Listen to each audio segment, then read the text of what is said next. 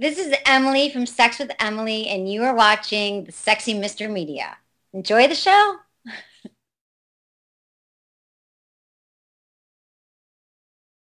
Today on Mr. Media, I'll talk to longtime Boston Globe rock music critic Steve Morse. He's got a new gig these days, teaching an online rock history course at the Berklee College of Music. Stick around. This interview is bound to be flooded with cliches, as in, World Wide Web, are you ready to rock? I don't know what to say to that, Bob, but I am ready to rock. All right.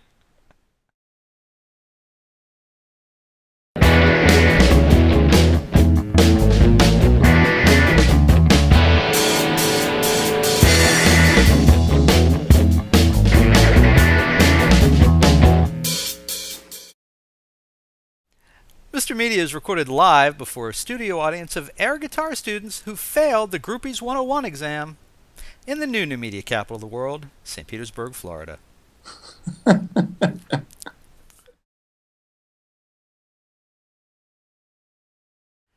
When I tell you that Steve Morse was the longtime music critic for the Boston Globe, I'm not kidding. I actually looked it up.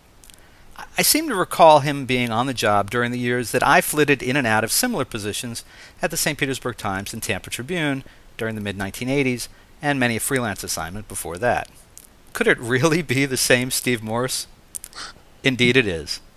Morse was on the staff at the Globe from 1975 all the way through 2005. He still freelances for the paper on occasion, as well as for other outlets. Now, my excuse for bringing Morse to our show today is the release of his new online course for the Berklee College of Music titled Rock History. It's an expert's view of the genre, packing in observations, facts, and video interviews with superstars such as Bob Weir of the Grateful Dead, Aerosmith, Joe Perry, and John Lennon record producer Jack Douglas. Now, it's actually one of 150 online courses and certificate programs offered by the venerable institution that you can check out at berkeleymusic.com. And that's Berklee music.com. Steve Morse, welcome to Mr. Media. Yeah, welcome to you. It's actually, to find me, it's berkeleymusic.com/rock history. That's probably the best way. All right. Because you can get lost in the sea of Berklee music, like you say, 150 courses. You end up with a conga drum class if you don't look properly. Yeah, but let me tell you, it is a hell of a good conga course. Yeah, I know. You've taken it, right? Well, I have not, but lie. That's next. Okay. That's next. That'll be next. Well, Steve, that aside, I've really got to start by saying that I think the idea of this course is a great one. How did this come about? Well, Berkeley actually notified me. Somebody recommended me, and one thing led to another. And I had worked for Berkeley before I began my career at the Boston Globe, very briefly, kind of the only PR job that I'd actually had. And I got fired. So I figured, 30 some odd years later, that this would be a nice way to redeem my image over here. It's been a challenge. I mean, it's a lot of work. It's 12 lessons. We're integrating a lot of video. We also have Ernie Isley of the Isley Brothers and Mike Mills of REM. We're George Clinton of Parliament Funkadelic. We got a lot of stuff here. Don Law, the big rock promoter, who's a Live Nation executive now. So we're looking at it, not just from the music, but also from the business standpoint, the technology standpoint, some studio discussion, with Jack Douglas, the producer that you just mentioned, who also, produced Aerosmith, probably primarily known through that, and Patti Smith and Lou Reed. So, he gave us great stuff about how studios have changed through the years. So it's an ambitious, comprehensive, crazy project, but it's finally coming together. By the way, before we get any further, I do have to ask, if you were fired from Berkeley before you started in 75, did it take you this long to get back there because you were waiting for certain people to die and not be there when you went back, or? I actually was caught in frequenting a coffee shop, a local coffee shop, and I was making phone calls to the Boston Globe soliciting freelance assignments at the time. And they said, hey, your mind isn't on Berkeley as much, so you're out of here. Got it.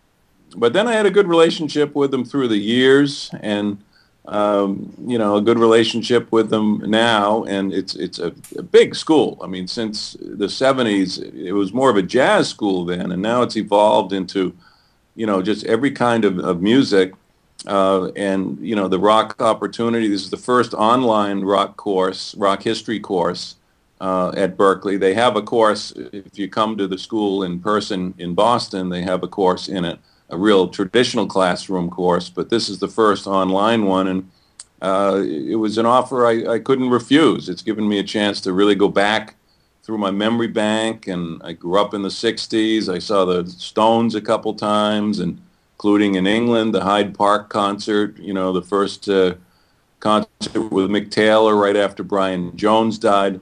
I saw Zeppelin twice in England, and Hendrix twice, Doors, Janis Joplin. So I've got a lot of history, and it's fun to kind of distill it while my brain cells are still semi-functioning. Well, and I wanted to ask you about that because, I mean, to have seen some of these acts, you obviously had to be around the business a long time. The thing that amazes me is that, I mean, I grew up in the 60s and 70s, and, this at the time, a lot of people wouldn't have guessed that this music would have endured. They would have figured something more traditional would have come along and taken back center stage, in the American with the American public. But instead, I mean, rock and roll is everywhere. It's all over the globe. And one of the things I remember is I've told this story before, but my dad used to scream at me from the foot of the stairs to turn off that goddamn Springsteen. He can't sing. That's not singing. That's just screaming.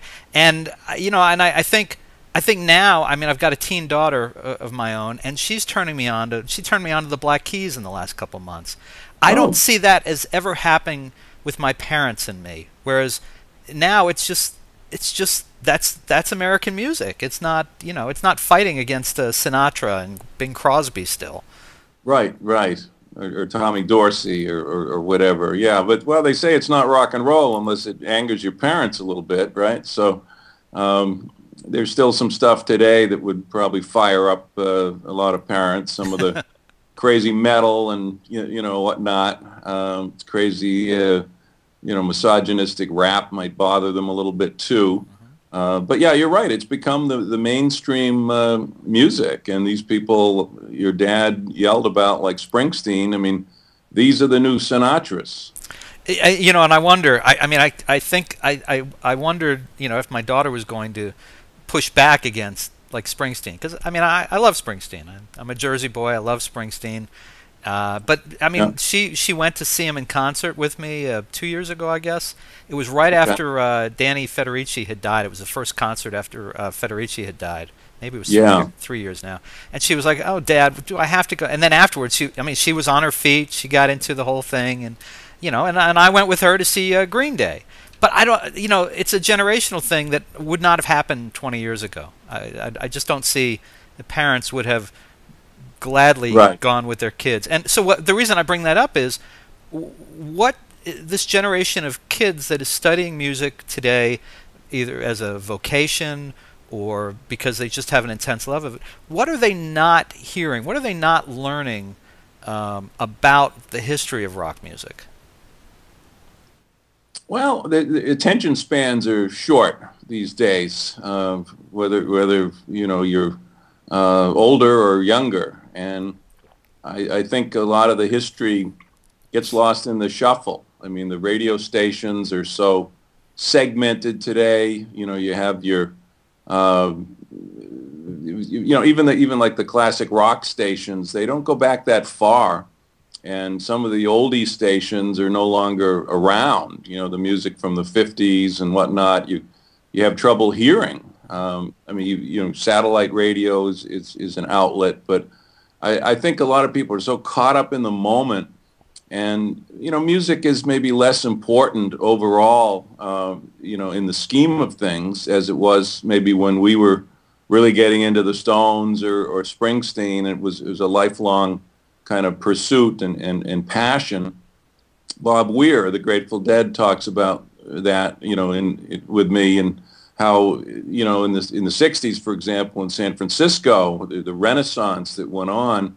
I mean, Jefferson Airplane and the Grateful Dead and everybody was just absolutely fanatically consumed by music and looking at the roots of music, going back to the blues, going back to the swing era, jazz. And I don't know if that's done quite as much today. We live in a singles culture where people fall in love with individual songs rather than albums. Albums have kind of gone the way of the dinosaur a little bit, which has brought the whole business down around it.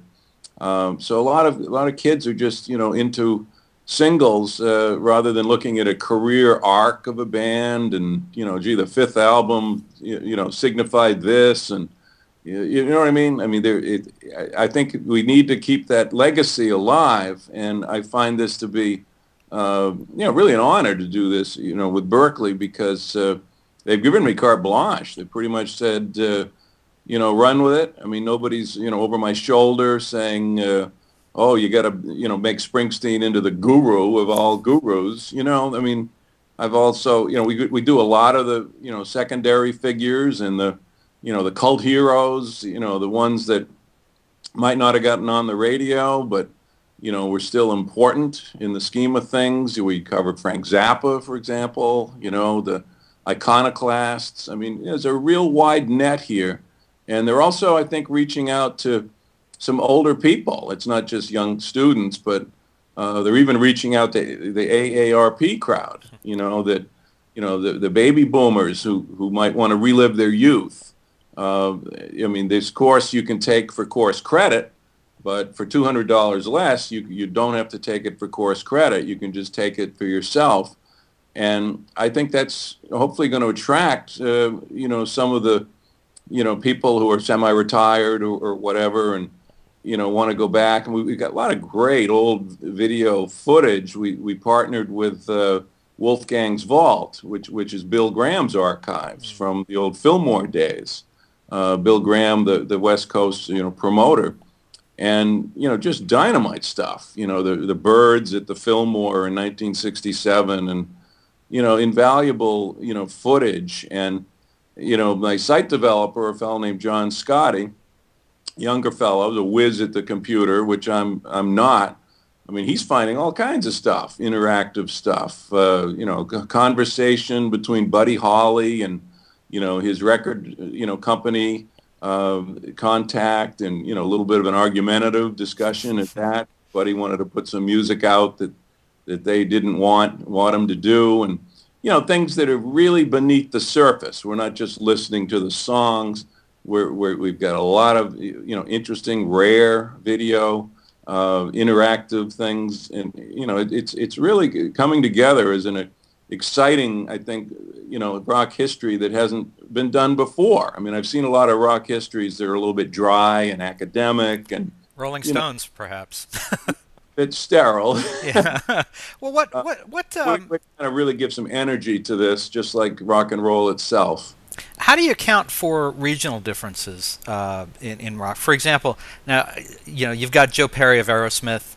And you've got Jack Douglas, who produced a lot of Aerosmith. Now, I mentioned Jack Douglas in relation to John Lennon just so that it wouldn't be entirely seem like a Boston thing here. But what about, right. I mean, how do you account for, Southern Fried Rock with Marshall Tucker Band and the Allmans versus what I think of as sleepy California rock, with the, the Eagles and Linda Ronstadt and Jackson Browne, or New England. I mean, New England is as varied as Aerosmith and Phish. I mean, do you even have to, in the time and space that you have to deal with it, can you even get into that, or do you probably have to stay pretty focused? No, we look at kind of we go chronologically basically, but during the punk era, for example, there was a lot going on in New York around the CBGB scene. We take a good long hard look at that. A lot going on in London, of course, with the Sex Pistols and the Clash. We take a look at that. L.A., with the band X that came along. So we look at a lot of the regional differences and the flavorings. The Southern rock, versus Detroit rock of Iggy Pop and the Stooges and the MC5 and of course the grunge era in Seattle. We're all over the map. I mean, even though my career was mostly in Boston, I did a lot of traveling. I caught a lot of, back when there were still travel budgets at newspapers, I did a lot of traveling. I interviewed Muddy Waters in Montreal. I interviewed U2 in San Francisco. So, I've been around the country quite a bit and been able to catch a lot of the bands in those various regions. And, I'm certainly not just a parochial Boston guy, even though I think the Jay Giles Band is great. Oh, Jay Giles, absolutely. I'll stand up for them any day of the week. Absolutely, absolutely. When I was a kid, I had an older cousins in West Hartford, Connecticut, and the oldest of them used to sell. God, this would be the early '70s, I guess. Used to sell record albums out of the back of his car on campus, to earn some money. And so he was always turning. I mean, that's how I learned about Giles and Sly and the Family Stone. Yeah. Sly, who many years later kept me waiting till I think 4 o'clock in the morning outside of his bus for an interview, and then still didn't show up. But not that I hold a grudge or I want to damage the poor guys. Why did you stay that late? Why did you stay till 4? You must have known by 1 a.m. that it wasn't going to happen. Well, didn't you? Strangely, the manager kept coming off the bus saying, "No, he's coming. You need to stay." Stupid me, So, okay, well, let's come back. I'm sure that we could trade really horrible stories about stuff like that for hours, but you have somewhere to be, so I want to come back to the topic here. The first class using this curriculum launches April 2nd. Right. For those who have never done an online course and are not already involved with Berkeley, how would this work? I mean, you can take it, you said for credit or not for credit. Do you actually interact with the instructor, or are you taking the class? How does it work? What's the mechanics of it? Well, I'm new to this also, so I'm a virgin at it myself. Basically, I do introductory videos in each lesson where I talk personally about what we're going to be covering in that lesson, starting with the dawn of rock and roll and the 40s and the 50s and on up, and then we have discussions. In each lesson we'll have 1 or 2 discussions.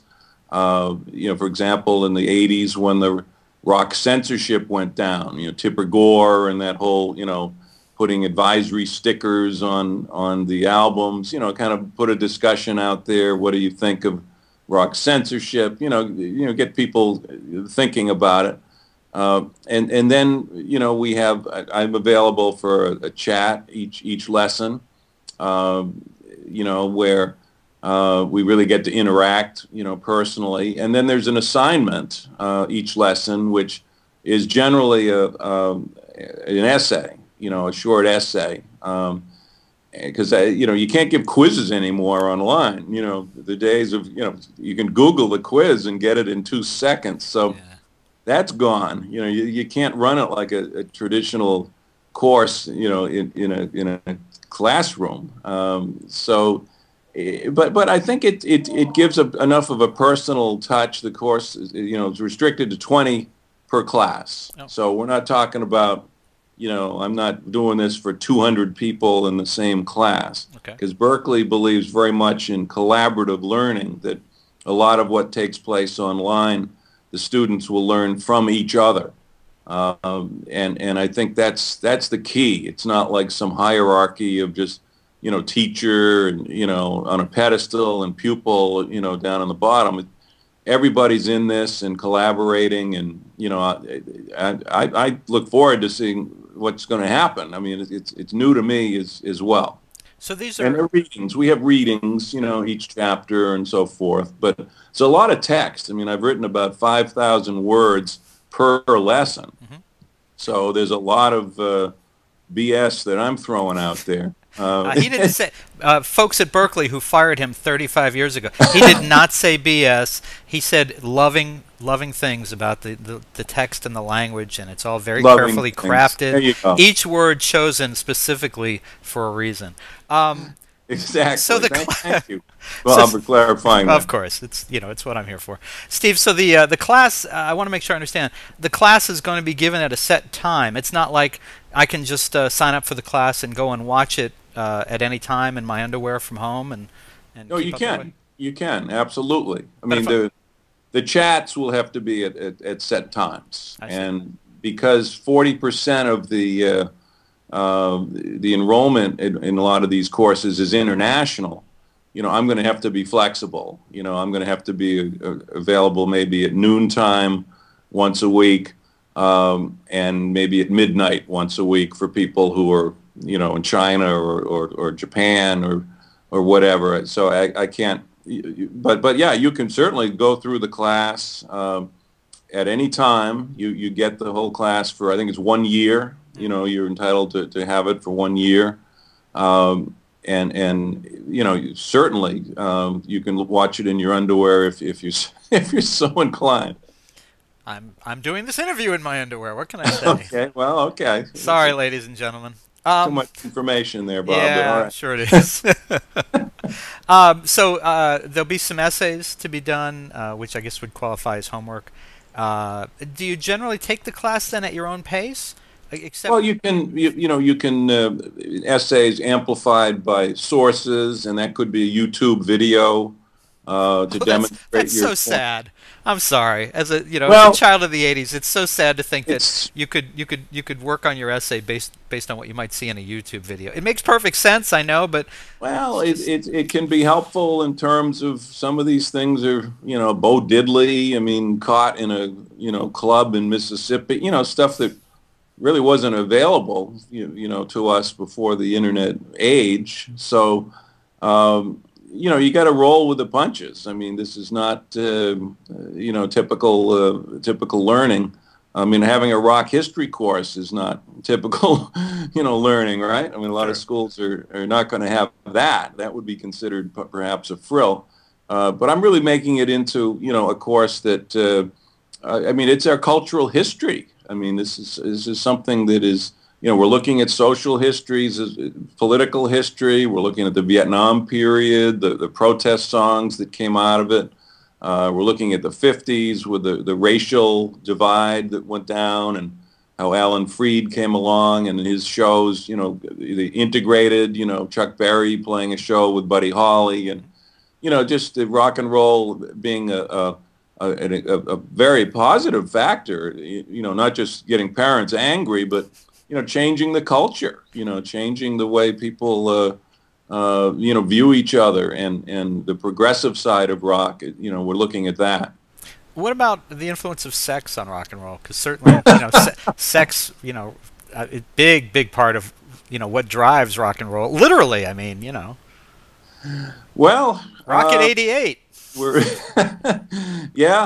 no, certainly we're not squeamish about admitting that, but we're not, I suppose, we're not into the gossip side. I mean, we don't have any groupies interviewed for the course, but that might be an idea. We're treating it in a more serious fashion, but also a fun fashion too. I mean, we're not. I mean, if it's important, the sex and obviously some songs were extremely sexual. We're going to address that. So none of the women from the Plastercasters will be guest speakers. Is that what you're saying right now, Steve? Not at Berkeley. I don't know. Maybe another university they might be working out, and maybe over at BU. Yeah. Well, we're gonna run out of time. I'd love to keep talking. There's a lot of stuff I didn't get to ask you about, but I do have to ask you because I said that I would about your arrest record. So tell us about you probably thought I'd forgotten, but tell us about getting arrested after a Jimi Hendrix concert. And before you do, I have to ask: was it one where he opened for the Monkees by chance? No. It was actually oh gosh, maybe 68, 69 in Providence, Rhode Island. That's where I went to college. And he played at Brown University in the gymnasium. And it was just, I mean, Hendrix was great. I saw him twice. But the gymnasium had horrible acoustics, and he was doing all kinds of crazy feedback that night. And just, I mean, my head was completely shattered by the abrasiveness of the, you know, a lot of dissonant kind of feedback. And I went out and just got picked up for disturbing the peace, I guess you'd say. The Providence cops were, you know, looking to pick people up. They were pretty tough cops. And I guess I gave a little bit of lip out on the street to one of them, and off I went for the night.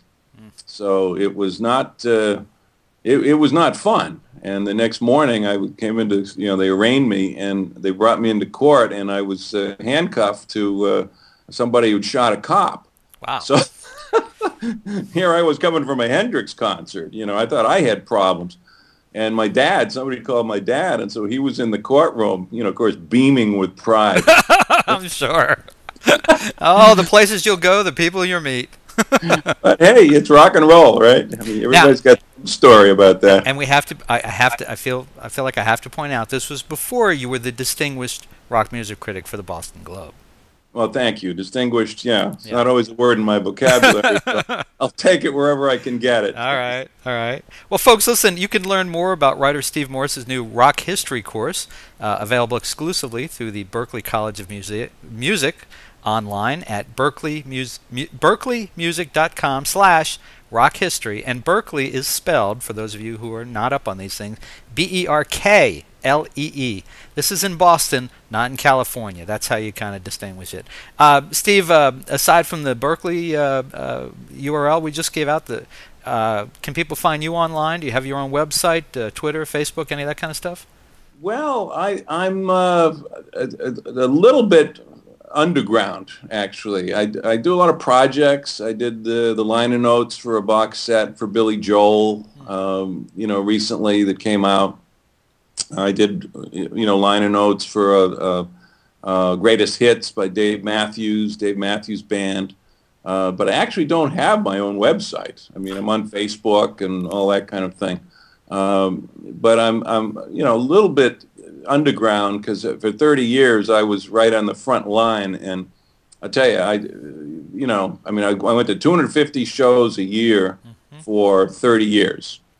And I got 15,000 records a year, and probably about 200,000 phone calls a year. So I'm a little bit underground, but you know, I'm not too hard to find if people want to. Right. People have no idea. It's not the same now in the digital age, but people have no idea in the 70s and the 80s.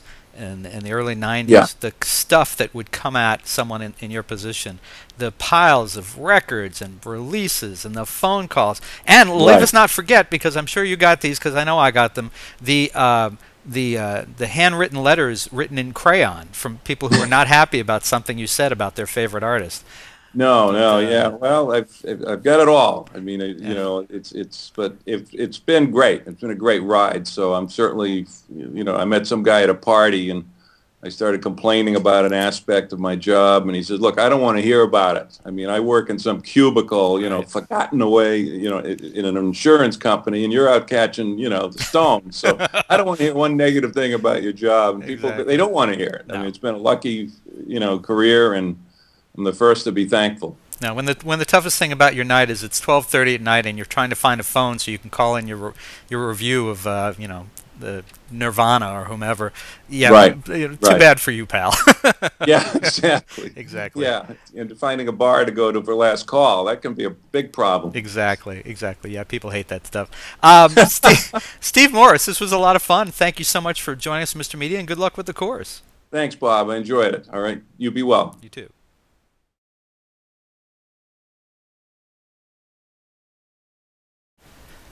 For more original interviews, surf over to our main website, mrmedia.com, mrmedia.com.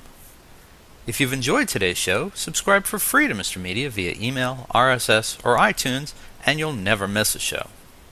Another good idea? download our new free Mr. Media mobile app in the Android market. You can also listen with a piece of string and a tin can in many parts of the internet. Show your support of Mr. Media by supporting our sponsors, including Audible. To download your free audiobook today, go to audibletrial.com/radio. Again, that's audibletrial.com/radio for your free audiobook. We're also supported by thepartyauthority.us. Call DJ Ira for all your party entertainment needs nationwide at 1-800-DIAL-DJs, or visit their website, thepartyauthority.us. If you've got an idea for a guest, a comment on today's show, or would like to advertise on Mr. Media Radio, email me directly at bob@mrmedia.com, mrmedia.com. You can also call our 24-hour listener line at 1-727-498-4711. Some messages may be used in an upcoming show. And unless you live next door to Mr. Media, there may be a toll charge. You can also follow Mr. Media on Facebook, Twitter, or our new YouTube and Vimeo video channels. Thanks so much for joining us today. I always appreciate you sharing a piece of your day with Mr. Media. Thanks for listening. Thanks for watching.